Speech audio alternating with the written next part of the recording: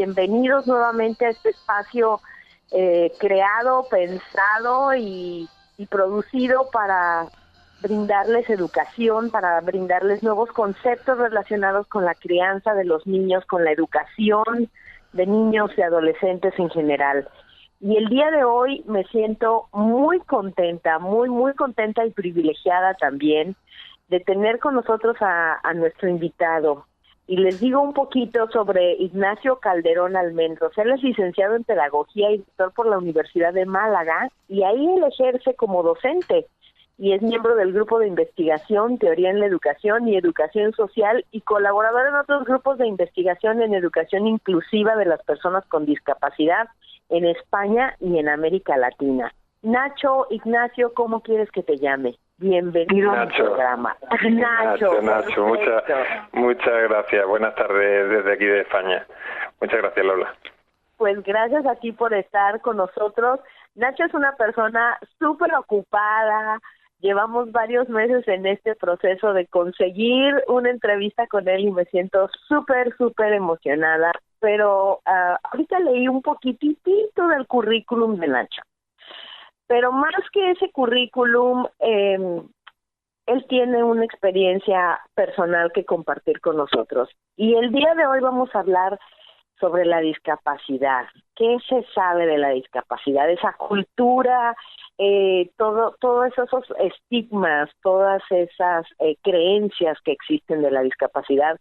Nacho, a través de sus investigaciones, a través de su vivencia personal, pues yo le dije el otro día, me declaro tu fan número 1 mexicana, porque me ha robado el corazón la manera en la que Nacho toma este tema y le da un vuelco para hacerlo tan humano, tan social, que para mí era muy importante que él compartiera con nosotros. Así que, Nacho, vamos a comenzar preguntándote, en primera instancia, ¿qué te lleva a este tema? ¿Qué te lleva a investigar sobre el tema de la discapacidad, de la inclusión, de la integración? ¿Qué es lo que te lleva? Cuéntales a nuestros radioescuchas. Bueno, en primer lugar, muchas gracias por haberme invitado a pasar un rato de conversación contigo, que me encanta, para mí es un privilegio. Y bueno, respondiendo a tu pregunta, pues probablemente no sea solo un motivo el que me hizo aterrizar, al menos de momento, en este campo.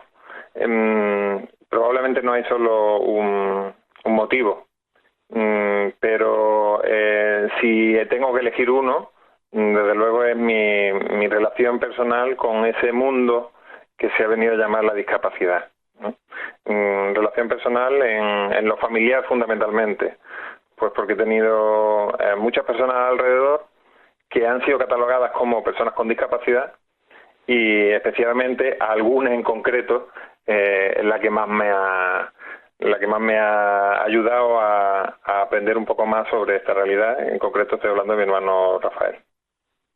Y de Rafael, que escuché por ahí de Rafael en una entrevista que la subí en mi Facebook hace unos días, que por favor, si no la han escuchado, les voy a pedir que escuchen esa entrevista, esa presentación más bien que diste, creo que en Chile fue que diste esa presentación. Sí. Y en esa entrevista tú platicas bastante sobre Rafa, sí, que me encantó que él es miembro de una banda, de una sinfónica, algo así, en España. Sí, Rafa es miembro de una banda de música, de la banda de música del barrio en el que nos criamos. Es una banda de música, bueno, el barrio es un barrio obrero, un barrio de clase trabajadora, en el que pues allá por los 80 se creó una banda de música que supuso un gran recurso cultural para todo el barrio. Entonces ahí, en esos años precisamente, en España y en concreto en el barrio en el que nosotros vivíamos, en el que nos criamos, pues había un fuerte brote de drogas. Y entonces en aquella época, en aquel contexto, para la juventud del barrio fue un gran instrumento educativo. Educativo para, por una parte, que los chicos y las chicas encontraran espacios diferentes al que había mayoritariamente en las calles, y por otra parte fue un contexto especialmente rico, porque un par de profesores que de forma altruista dijeron, bueno, pues vamos a montar aquí una banda de música con esta gente, y hicieron algo increíble. Muchas veces nos quejamos porque no hay recursos en las escuelas, y está bien que nos quejemos, y no solo que nos quejemos, sino que reivindiquemos que eso cambie.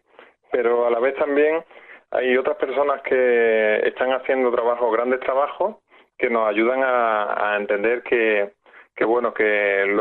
para educar muchas veces no hacen falta grandes herramientas así muy especiales, sino más bien un interés verdadero por crear espacios en los que la gente puede aprender y puede aprender juntas.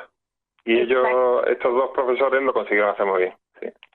Wow. ¿Y esa banda sigue activa todavía, Nacho? Sí, sigue todavía funcionando. Ahí siguen ellos, Rafa, ensayando a diario, y bueno, ahí siguen. Ahí siguen, perfecto. Y nada más, brevemente, dinos, ¿qué edad tiene Rafa actualmente, Nacho? Pues si te digo la verdad, soy un poco desastre para eso, pero yo creo que tiene que rondarlo, no sé si son 31, yo creo que son 31, creo que no me equivoco. Ajá. 31 años tiene Rafa. Sí. Y bueno, sí. yo me voy a permitir, si está bien contigo, Rafa fue diagnosticado con síndrome de Down, ¿correcto? Sí. Okay. Y en esa entrevista que te hicieron, a mí me fascinó una parte en la que tú hablas de tu experiencia, de tu momento en el que tú descubres que tu hermano tiene un diagnóstico y se lo dices por primera vez a él. Y eso me pudo encantar, o sea, ¿cómo fue el sentimiento?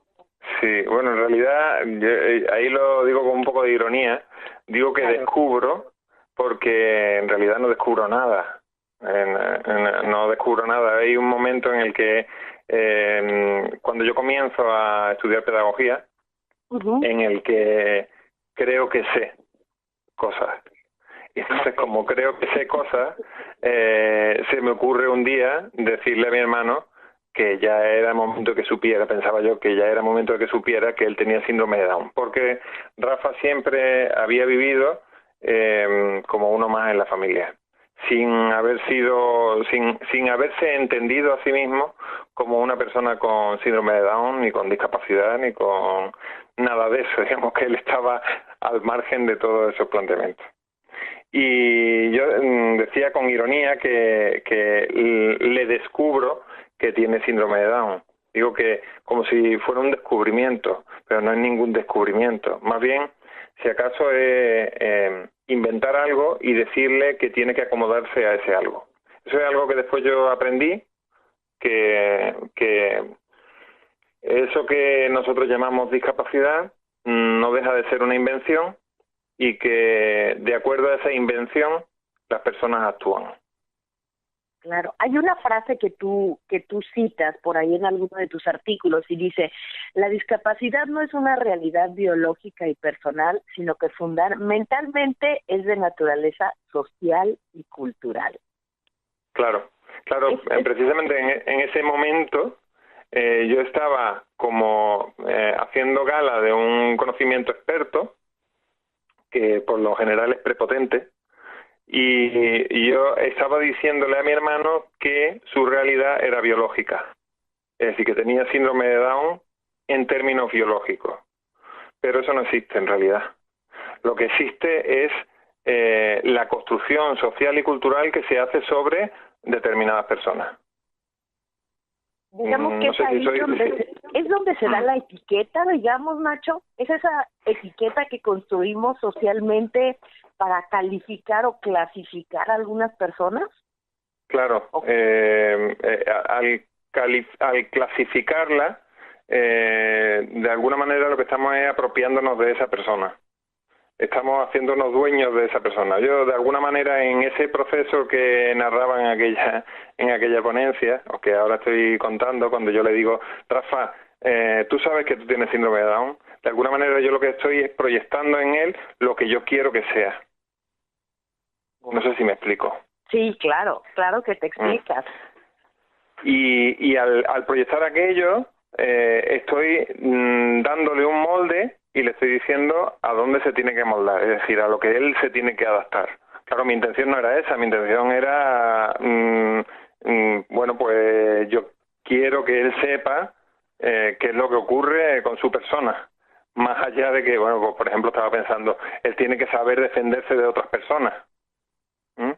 Claro. Pero en ese momento lo que estaba ocurriendo era un desequilibrio en la relación entre mi hermano y yo. Por supuesto, Nacho. De manera que en la medida, déjame ver si estoy entendiendo, en la medida que nosotros les damos una clasificación, una etiqueta, como dicen, ¿no? Un nombre, en esa medida yo puedo, o sea, es para mi clasificación más que nada, porque después entonces, como yo te estoy poniendo en esa clasificación, yo te tengo que decir a ti cómo tú funcionas de acuerdo a esa clasificación a la que perteneces. ¿Es así? Claro, es que la clasificación en sí está diciendo qué tiene que ser la persona. Es que cuando yo digo, por ejemplo, parálisis cerebral, yo digo, esta persona tiene parálisis cerebral, si yo ahora mismo estoy pensando en una persona concreta y te lo estoy contando a ti por teléfono, tú lo que estás entendiendo, tú te estás inventando en tu cabeza algo sobre esa persona, pero tú no la conoces. Claro. Entonces, el proceso que ahí se produce es hacer a la persona la generalización. Por eso las personas luchan por no ser etiquetadas. ¿Por qué luchan por no ser etiquetadas? Porque la etiqueta elimina a la persona, oculta a la persona. Entonces, si yo digo la parálisis cerebral en términos absolutos no existe. Solo existe encarnada en una persona. Y entonces, cuando yo digo una persona tiene parálisis cerebral, todo lo que queda es la parálisis cerebral. Desapareció la persona. Es verdad, hay una parte donde tú dices, cosificas a la persona, la anulas. Claro. Se convierte la persona se convierte en una cosa. Hay un ejemplo que entre las entrevistas que hice para estudiar el caso de mi familia, recuerdo a mi madre, esto era algo que me había contado ya muchas veces, pero no, hasta que no hice aquella entrevista y después analicé, no me di cuenta de uno de esos claros ejemplos de cosificación. Cuando ella tiene a mi hermano y está en el hospital y lo está amamantando y ve que Rafa tiene hipotonía, que no tenía mucho tono muscular, y ve a otra madre que tiene a su niño que es más pequeño, que tiene menos peso, pero que tiene más tono muscular, ¿no? Entonces ella le pregunta, ¿por qué mi hijo le pregunta a una enfermera, ¿por qué mi hijo está así? ¿Por qué no tiene más fuerza? Y entonces esa enfermera le dice, a estos niños se les llama muñecos de trapo. Imagínate. Y fíjate que interesante el proceso que se produce ahí, porque una profesional convierte a una persona, a ese niño, lo convierte en un objeto. No lo hace con mala intención. Lo que pasa que ahí lo que actúa es el prejuicio. Y entonces el prejuicio está condenando a la persona a desaparecer. Ya se convirtió en un muñeco. Ahora, Nacho, ahora que me estás diciendo esto, mi caso personal, y te lo comenté cuando estuvimos conversando por texto, pues es el autismo. Curiosamente, en mi andar por la vida, lo que escucho con mayor frecuencia respecto al autismo es, y te estoy hablando de personas que no tienen ni la más remota idea de lo que es el autismo, no conocen las características, no conocen los retos, no conocen nada. Pero lo primero que te dicen es, pero los niños con autismo son muy inteligentes. Y esa inteligencia vendría cosificando a estos niños, porque yo en realidad les digo, pero es que el problema de ellos no es la inteligencia. ¿Quién está diciendo lo contrario? Bueno, en realidad lo que cosifica a esos niños o a cualquiera otro es el haberlos convertido en la generalización. Uh-huh. Entonces, es igual que cuando se dice, pues las personas con síndrome de Down son muy felices. Bueno, eso. Las hay felices y las hay infelices, las hay con momentos felices y los hay con momentos infelices. Hablar de que la felicidad está ahí siempre, eso es un absurdo, porque no hay personas completamente felices ni completamente infelices. El hecho de hacer la generalización y convertir la persona en la generalización, lo que elimina es la posibilidad de que la persona no sea esa generalización. Y en ese generalizar lo que estamos es obligando a que la realidad sea como la generalización. Es como, bueno, eso se puede ver en muchos otros contextos, ¿no? Pues, por ejemplo, las mujeres habéis sido históricamente cosificadas por los hombres. Exacto. Y el hacer una cosificación de una mujer es convertirla en lo que no es esa mujer. Por supuesto. Y lo mismo pasa con los niños en general, Nacho. Claro. Por parte de muchos padres de familia, y hablamos de niños sin ningún tipo de reto significativo. Hablamos de cualquier niño que también llega a ser cosificado, tú te callas, tú te sientas, tú no opinas, tú no entiendes, tú no sabes suficiente. Claro. Y cuando cada vez que estás diciendo eso, estás haciendo una orden. O sea, aunque tú pienses que lo que estás es haciendo otra cosa, tú lo que estás es ordenando a que el niño o la niña actúe de esa manera. Por ejemplo, cuando dices, ¡ay, qué niño más malo! Lo que tú estás haciendo es que estás haciendo un mandato. El niño lo que está entendiendo es, tengo que ser malo. Porque es lo que mi mamá o mi papá quiere que yo sea. Es decir, me reconoce de la manera en que sea, en este caso puede ser a lo mejor regañándole, pero me está atendiendo en la medida en que hago lo que ella está diciendo o lo que él está diciendo. Wow. Nacho, a ver, yo quiero filosofar un poquito contigo esto porque me encanta. En la medida que vamos a retomar este tema de la felicidad clásica que dicen de los chicos con síndrome de Down, por ejemplo. En la medida que yo digo, son personas muy felices, en esa medida yo me reconozco como una persona infeliz o que no conozco la felicidad. ¿Qué estará pasando en la mente del otro cuando dice, los niños con síndrome de Down son felices? ¿Qué significa? ¿Que yo no puedo ser feliz? Dices quien lo dice, ¿no?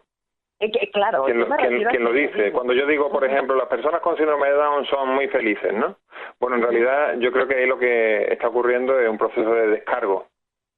Te está diciendo, son siempre felices, luego da igual lo que yo haga, que lo van a hacer. Okay. Entonces yo puedo estar segregándolos en escuelas para ellos solos, o yo puedo estar condenándolos al desempleo, o puedo estar condenándolos a la pobreza, y da igual porque siempre serán felices. Claro, wow, eso en las escuelas ocurre lo mismo, aprenda o no aprenda, él es feliz. Entonces da igual lo que yo haga, digamos que son siempre independientes del entorno. ¿Qué es lo que está produciendo eso? Tú estás haciendo un mandato, es que el niño o la niña sea de una determinada manera y a la vez estás diciendo, el niño es inalterable, nunca lo voy a poder cambiar, luego no tengo nada que hacer con él. Exacto, y si es feliz, entonces, ¿qué importa? Claro, ¿qué más da? Sí, ¿qué más da lo que haga? Oh, wow. Y lo mismo pasaría con este tema de la inteligencia que, de verdad, o sea, cuando tú dices, tiene un chico con síndrome, con Asperger, con autismo, es muy inteligente. Bueno, es muy inteligente, dependerá de muchas cosas, ¿no? O sea, es muy inteligente. La inteligencia no es algo con lo que se nazca. La inteligencia es algo que está en relación con el entorno. Se produce en la relación entre biología y cultura. No existe la inteligencia sin cultura. Dependiendo del estímulo que tenga la persona, tenga Asperger o no lo tenga, será más inteligente o menos inteligente. Lo que no tiene lógica es pensar que todas las personas, por tener una condición, van a ser siempre inteligentes, porque ocurre lo mismo.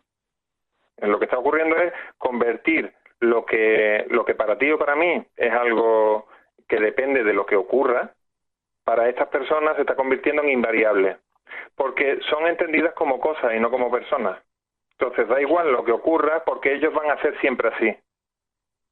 Claro, claro. Y esto de la inteligencia te lo voy a retomar un poquito, viene pues por todas estas películas y por todos estos documentales que hay por allá afuera, en donde claro salen estas personas que son gracias a su capacidad de enfoque y a sus pues no solamente su capacidad de enfoque, pero sus intereses restringidos típicos del espectro, desarrollan estas habilidades bárbaras y este conocimiento bárbaro en ese tema, en esa área que es su área de interés muy restringido, y de ahí es que viene este comentario de son muy inteligentes, y creo que hay una confusión muy grande precisamente por el desconocimiento de los retos que tienen estos chicos.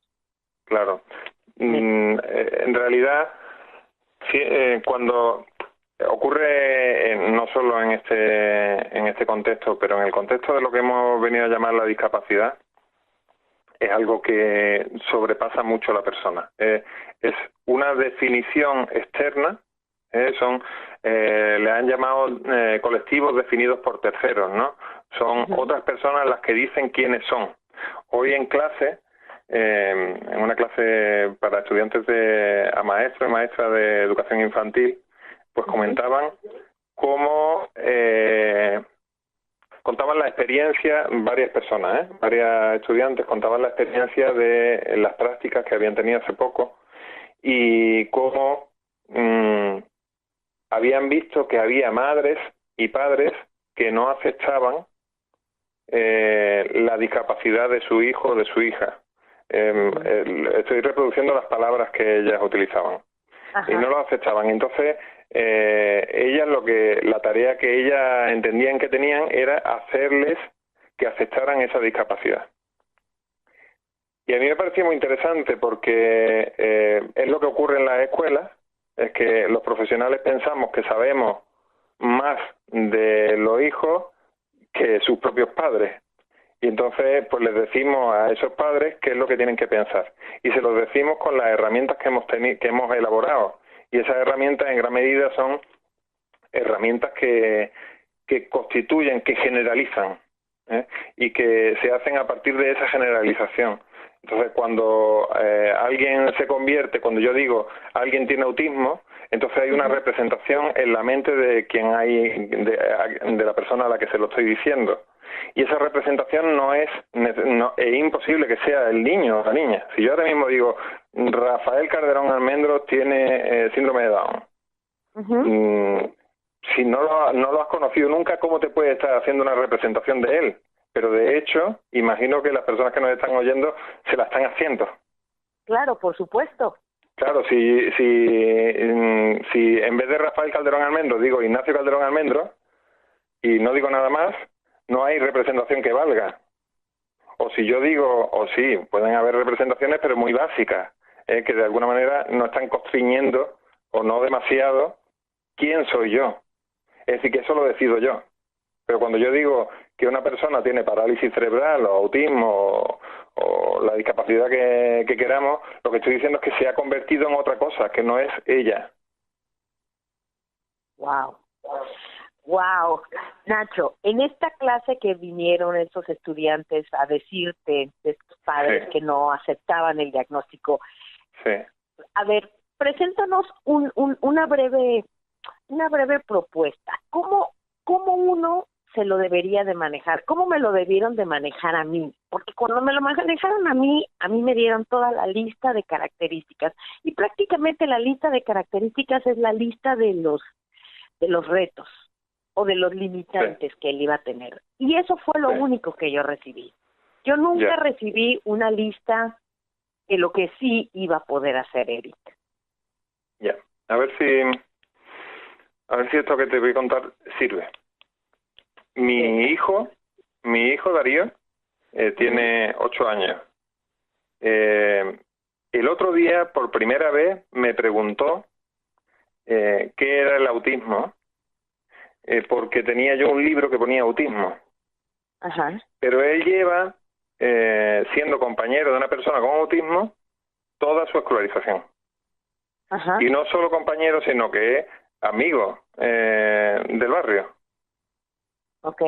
Luego, lo interesante que hay ahí, y que no es lo que estaban contando mis estudiantes que ya se habían convertido en profesionales, es que no hay una categoría externa a la persona. Mi hijo está entendiendo a ese compañero, ese amigo, lo está entendiendo como ese compañero, ese amigo con su nombre y apellido. Y no está interpretándolo con categorías externas. Sin embargo, los profesionales lo que hacemos es crear esas categorías externas y ahora aplicarlas. Hemos hecho una generalización y decimos, tu hijo cumple esto, y entonces, como cumple esas características, va a actuar de esta manera y va a hacer esto. Y hacemos predicciones. Por ejemplo, decimos, el itinerario que va a hacer en la escuela va a ser esta, y lo que va a lograr es esto otro. O, por ejemplo, decimos cosas como que va a ser muy inteligente, como decías tú antes, ¿no? O va a ser muy feliz, o va a ser muy divertido. Son ideas que no nacen de la relación con esa persona. Claro. Porque de lo que tú me comentabas, en lo que convirtieron ahí a tu hijo fue en un catálogo de errores. Exacto. Claro, y entonces desaparece tu hijo, se convierte y de repente, en vez de tener a tu hijo, tiene un catálogo de errores. Exactamente. Eso es lo que recibes. Eso es lo que recibes con el diagnóstico, un catálogo de errores. Claro, y cuando esta mañana mis estudiantes me decían que esos padres no aceptaban la discapacidad de su hijo o de su hija, y que ellos lo que tenían que hacer era hacer que aceptara esa discapacidad que tiene, lo que estaban impidiendo es que los padres y las madres pudieran entender la realidad de su hijo e hija con las categorías naturales que ellos han ido elaborando a lo largo de su relación con ese niño o esa niña. El profesional lo que hace es poner sus lentes o poner su mapa encima del mapa de la madre o del padre. Entonces, en tu caso te dicen, pues no, tu hijo no es lo que tú has estado pensando hasta ahora, tu hijo es esto y esto. Entonces, esas características en lo que se ha convertido tu hijo. Y tú ahora lo que tienes que hacer es adaptar tu forma de actuar y tu forma de mirarlo a esto que yo te estoy diciendo, que es el conocimiento experto, pero que no nos olvidemos, el conocimiento experto está hecho en base a generalizaciones, es decir, que no son la persona. Claro, por supuesto. Y entonces, en este caso, por ejemplo, tus estudiantes ya como profesionales, cuando tienen que hablar con los padres, es una revisión más bien individual la que se tiene que hacer de cada chico, ¿no? Porque en este tema de los diagnósticos todo está demasiado generalizado, sin conocer ni siquiera la naturaleza del chico en el momento. Claro. Ni cuáles son sus habilidades, pero ¿cómo le presentas esto a los padres? Y yo te lo pregunto a ti porque tú eres docente, tú educas a educadores. Entonces, ¿cuál es la recomendación que Nacho les puede hacer a sus estudiantes de decir, bueno, tú te sientas a hablar con los padres y así vamos a empezar a trabajar con ellos? Bueno, yo, si me preguntas qué es lo que hago con mi alumnado, hoy les he dicho Así hemos acabado la clase. Después de que ellos estuvieran hablando un buen rato sobre lo mal que lo estaban haciendo esos padres y lo que ellos y ella iban a hacer, yo les dije, si yo hubiera sido el padre de ese niño o de esa niña, también hubiera negado la discapacidad de mi hijo. Y entonces ya me lo he cargado. Claro. Claro, cuando escuchan eso, piensan, me dicen, está bromeando. Otros han dicho, no, lo está haciendo para provocar. Y entonces se genera mucho ruido en la clase. Se genera mucho ruido y cada uno se va con la zozobra en la cabeza. Una estudiante se me acerca al finalizar la clase y me dice, estoy preocupada porque no sé cuál es la solución. Bien, entonces hemos llegado a un gran punto, que es que no sabes cuál es la solución, porque hasta ese momento sabías cuál era la solución, la generalización. Claro. Claro. Entonces, en gran medida es lo que tú estabas diciendo. ¿Necesitamos ver el caso individual? Necesariamente. Es que, ¿se te ocurre pensarlo de otra manera con cualquier otro niño que no sea catalogado como con discapacidad? Necesariamente tiene que ser una atención individual, no puede ser otra. Definitivamente. Entonces, ¿cómo es que ocurre este proceso tan tremendo, esa apisonadora, que elimina cualquier intento de entender y de conocer a la persona concreta? Por supuesto. Por supuesto, por supuesto. Y convertirla en una generalización, además. Y dejarla Claro. ahí como una generalización. Ahora, Nacho, hay una parte que mencionaste tú en uno de los artículos que leíste. Y en ese artículo tú dices, hay personas que por sus diferencias viven la desigualdad. Sí. Y bueno, ciertamente son estos chicos, ¿no? Pero no solamente estos chicos, o sea, yo creo que en esa frase entra una gran cantidad de grupos de personas. Claro. Y entonces, Claro, ¿quiénes no viven la desigualdad? O sea, cuando tú vienes a ver esto, ¿quiénes son los que no viven la desigualdad? Son los que determinan cómo vive cada grupo. O sea, yo me quedé pensando en esa frase y dije, bueno, ¿qué grupos son entonces los que no viven la desigualdad? Bueno, no sé, no te sabría decir si no creo que haya nadie, a lo mejor sí, no sé, pero no creo que haya nadie que no haya vivido nada la desigualdad. Lo que sí es que hay grupos que evidentemente son grupos que tienen privilegios respecto de otros. Por ejemplo, nadie quiere ser discapacitado. Tú quieres ser normal. La inmensa mayoría queremos ser normales. ¿Por qué? Porque quien se sale de la norma es castigado. ¿Por quién? Por quienes están dentro de la norma. Entonces, cuando, por ejemplo, a una madre o a un padre le dicen su hijo tiene autismo y lo niega, dice, no, mi hijo, ¿cómo va a tener eso? Mi hijo está bien. Lo que está diciendo, en gran medida, es que su hijo, si entra en esa categoría, va a ser castigado. Claro. Entonces, por eso le decía yo esta mañana a mi alumnado, yo mentiría y diría que mi hijo no tiene discapacidad si hiciera falta. Entonces, y ellos se quedaban como sorprendidos.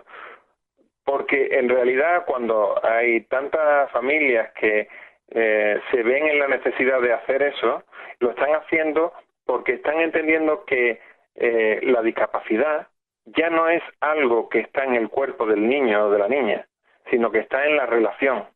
Entonces, ese es el modelo social de la discapacidad, que entiende que la discapacidad es algo social y cultural, no biológico. Y entonces están viendo cómo por el hecho de convertirse en personas con discapacidad van a perder privilegios y van a ser castigados. Por ejemplo, es fácil que una persona piense, hay que a mi hijo lo van a mandar a un aula específica, o hay que a mi hijo lo van a mandar a un centro específico. Entonces, no, mi hijo no es eso.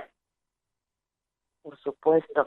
Y ahora que estás mencionando esto, Nacho, yo te voy a dar un poco de mi experiencia personal aquí en Estados Unidos, que es donde yo vivo y donde nacieron mis dos hijos, y en este caso Eric es al que me voy a referir. Para que tú puedas obtener los servicios que él necesita, él tiene que tener la etiqueta.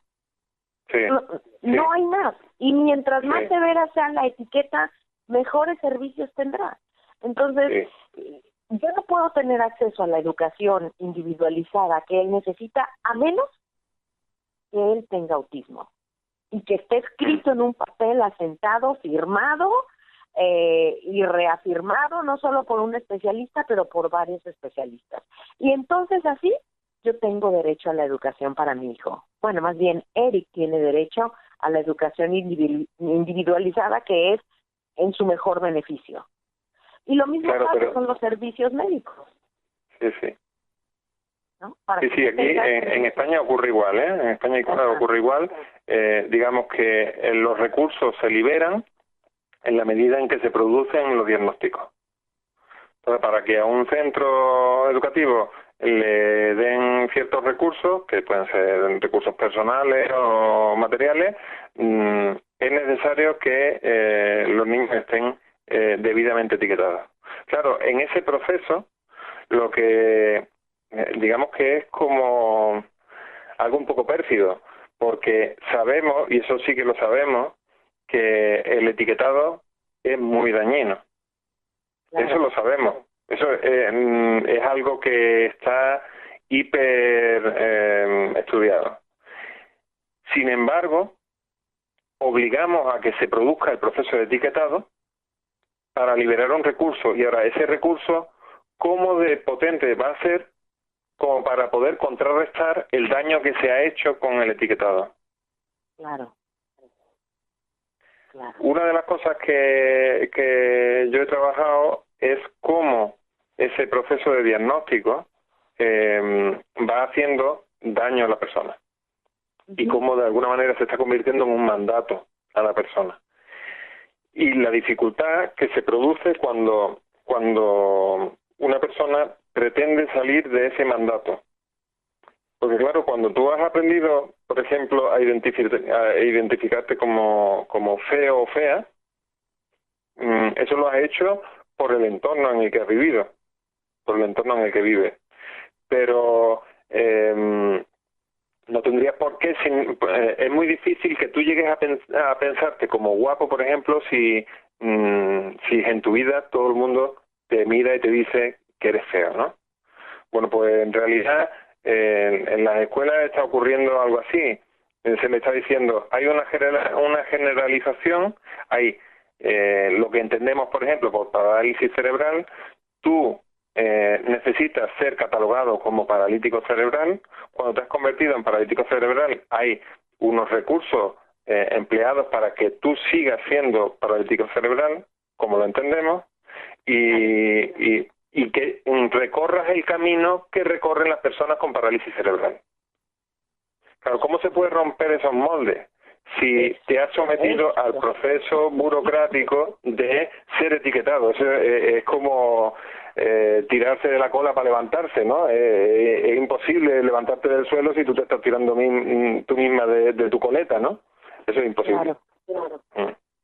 Claro, y esa iba a ser mi pregunta. Bueno, ¿y ahora cómo nos salimos de todo esto, Nacho? ¿Qué se requiere socialmente? Porque aquí hay una parte donde tú dices el reconocimiento mutuo es donde se encuentra la clave para la construcción cultural que nos dignifique y nos ayude a recomponer nuestra humanidad. Pero aquí significa que vamos cambiándonos todos el switch, porque de otra manera, ¿cómo le vas quitando? O sea, ¿cómo vas a revertir todo esto que hemos creado?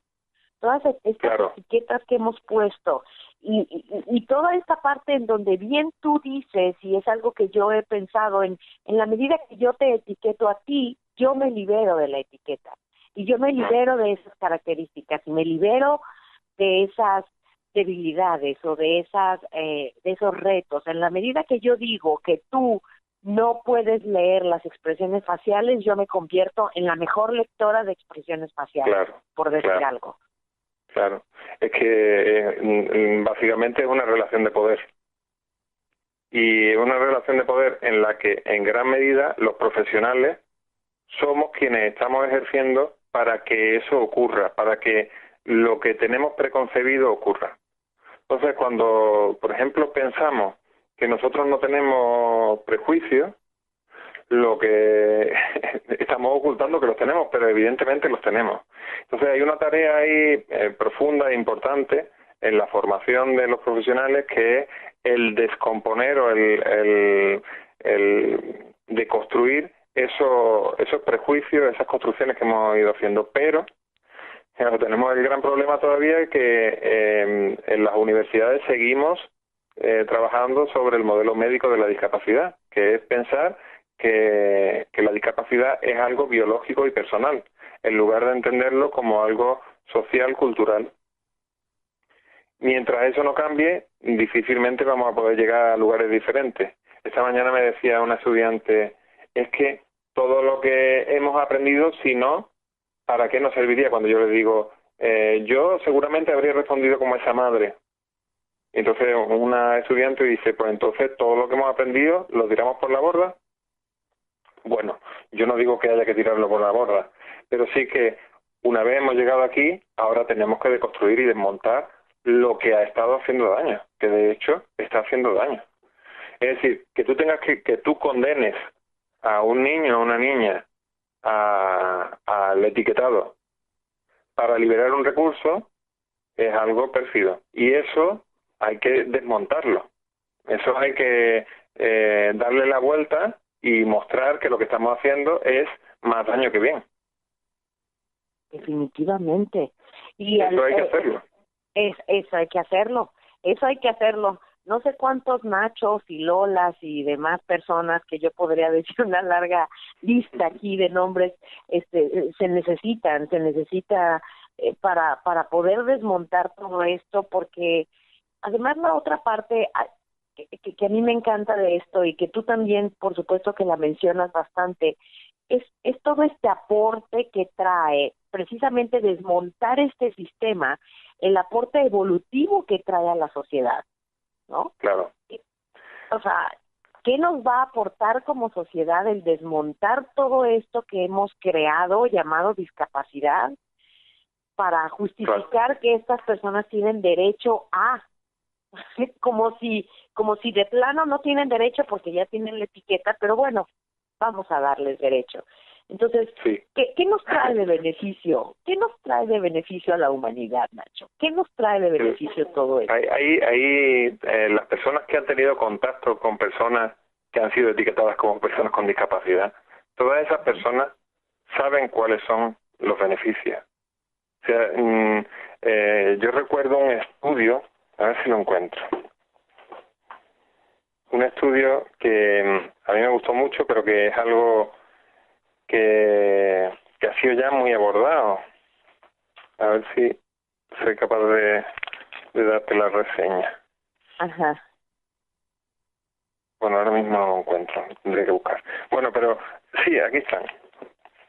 Scott, Levin y Goldstein dicen, a partir de un estudio, hacen una encuesta dirigida a hermanos y hermanas de personas con síndrome de Down. Y mayoritariamente contestan que sus hermanos le habían hecho ampliar sus perspectivas en la vida y que habían profundizado en la realidad de la diversidad humana.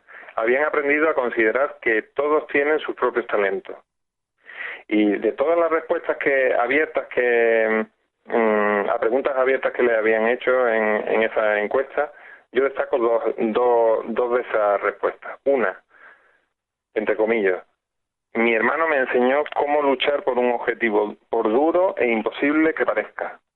Y otra, creo que en su conjunto soy mejor persona gracias a él. Bueno, es que hay estudios, hay muchos estudios que muestran lo que para muchas personas es evidente, es que la diversidad humana es una fuente de riqueza. Es una fuente de riqueza para todos y para todas. Es decir, que yo hoy estoy hablando en la radio pues gracias a que soy hermano de Rafa. Claro. Claro. Y ese reconocimiento que hacen las personas que han podido conocer a esas personas que son estigmatizadas es lo que no hemos sido capaces nosotros todavía de trasladar. No hemos sabido mostrar que uno, por ejemplo, es más inteligente cuando está cerca de otra persona que también es estigmatizada, y que esa persona también es más inteligente en la medida en que está cerca de mí, porque la inteligencia se construye socialmente. O sea, eso es lo que no hemos sido capaces todavía, no digo que no lo seamos, pero no hemos sido capaces de demostrar que la humanidad se ha construido en base a la cooperación y no a la competición. Es que los seres humanos nos hemos construido así, desde que éramos primates, nos vamos construyendo en base a la cooperación y a estrategias cooperativas, y que nos apoyamos uno a otro, y que es a partir de esa cooperación que conseguimos ir evolucionando.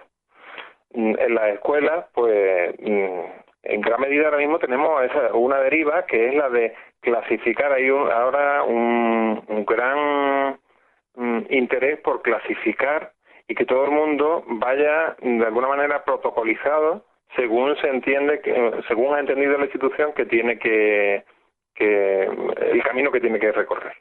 Bueno, pero esos caminos lo que están haciendo es esclavos, ¿no? Nos están haciendo esclavos de esos caminos. Y ahora tenemos que borrar esos caminos. Si hemos aprendido cosas, evidentemente que hemos aprendido cosas, pero ahora tenemos que borrar aquellas que están impidiendo que avancemos. Claro, claro. Y fíjate que ahorita con lo que estás diciendo, Nacho, me viene a la mente también una situación que en este caso no es Eric, sino es Iván, mi hijo diagnosticado como normal. Que es un chico que está terminando, creo que ustedes le dicen la escuela obligatoria, que aquí es el high school, o ustedes creo que es la secundaria, algo así. Y bueno, él, como muchos otros chicos, no están listos para decidir qué quieren estudiar, ¿no? Yeah. Pero la presión que tienen encima es tanto como la discapacidad. ¿Por qué? Porque el sistema aquí dice, bueno, tú tienes derecho a una beca que es otorgada a nivel federal, digamos. Pero si tú no sabes qué quieres estudiar y decides no ir a la universidad para tomarte un año, ya sea de trabajo, de pensar, de madurar, para saber qué quieres estudiar, entonces tú no tienes acceso a esa beca, yo te la quito. Tú tienes que decidir inmediatamente cuando salgan. Y tienen una presión social que es impresionante, porque además los perdedores no saben qué estudiar. Y como no quieren ser perdedores, pues entonces ellos tienen que decidir algo que quieran estudiar, porque ellos no quieren ser perdedores y además no quieren perder tiempo.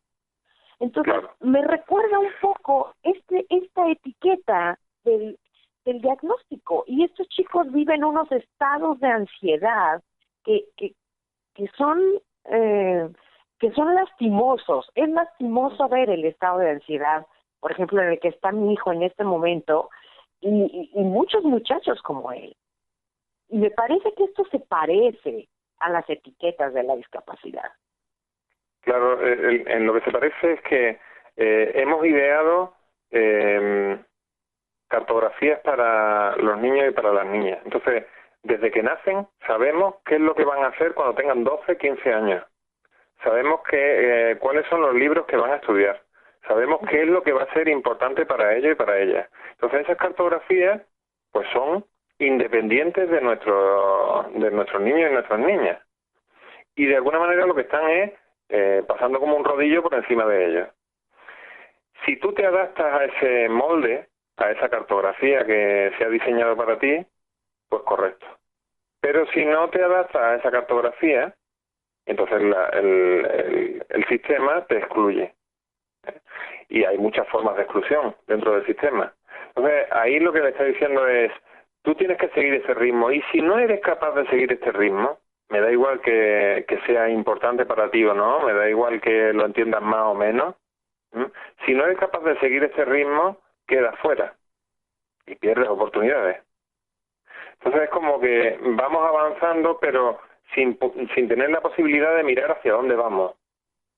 Esta mañana en clase le planteaba a mi alumnado cómo esta sociedad de las prisas, esa sociedad en la que estamos aprendiendo, o esta escuela que estamos creando, en la que cada vez hay que meter más contenido a los niños y a las niñas, como si la escuela fuera un sitio donde se programa a los niños y a las niñas, por ejemplo, para aprender idioma o para aprender matemáticas. Estamos viendo, por ejemplo, que las infancias tienen que vivirse como infancias, porque estamos convirtiendo las infancias en otras cosas, y no estamos permitiendo que los niños y las niñas tengan esa infancia, y esas infancias son, por ejemplo, a base de juego. De alguna manera vamos negando nuestra propia naturaleza, claro. Definitivamente.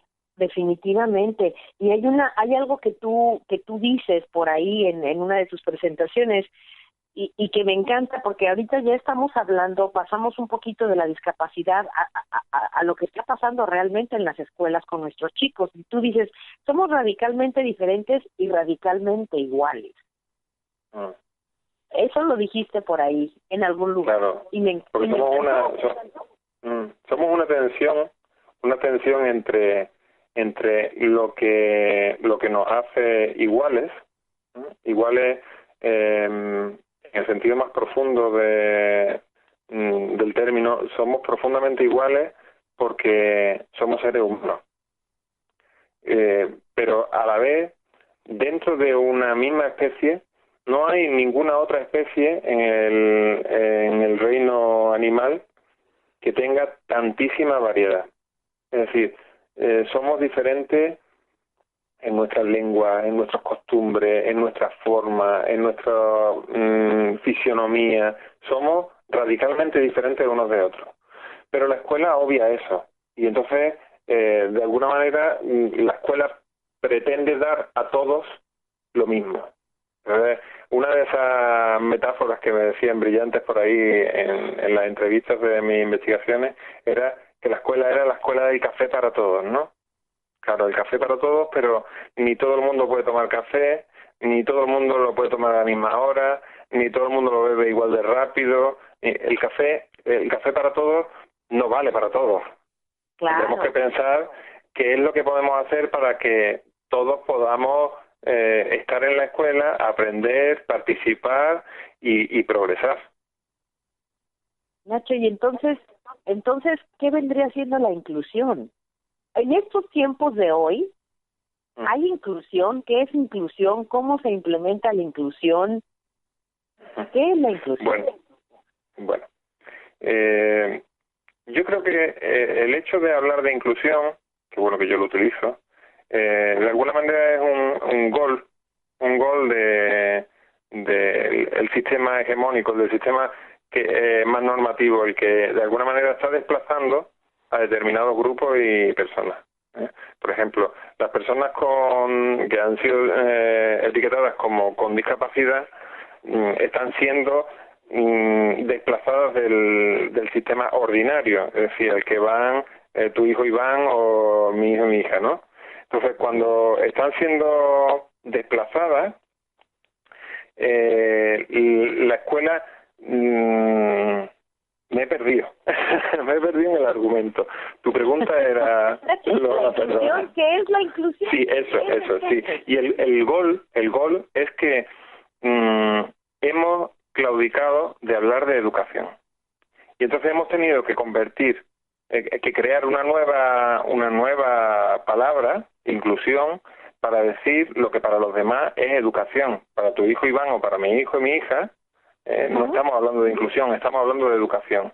Pero claro, cuando hablamos de inclusión ha sido por ver que han sido tratados de manera muy desigual determinados colectivos. Y entonces hemos pensado, la escuela tiene que poder adaptarse a todos los niños y a todas las niñas. Y tiene que ser una escuela acogedora, pero acogedora para todos y todas. ¿Eso qué significa? Pues que tiene que cuestionarse a sí misma. No se trata de hacer que los niños y las niñas se adapten a esa escuela, sino de construir una escuela que tiene que ser diferente a la que estamos acostumbrados a ver, en la que todo el mundo pueda caber.